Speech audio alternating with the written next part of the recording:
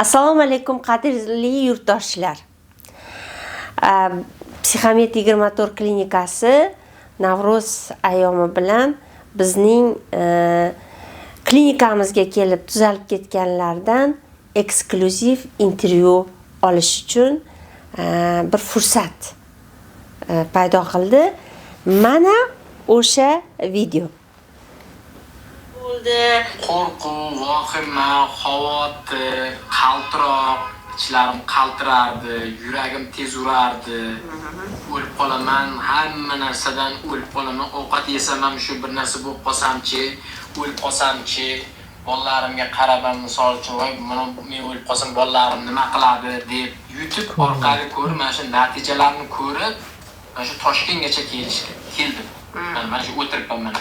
Tepamda Xudo turibdi.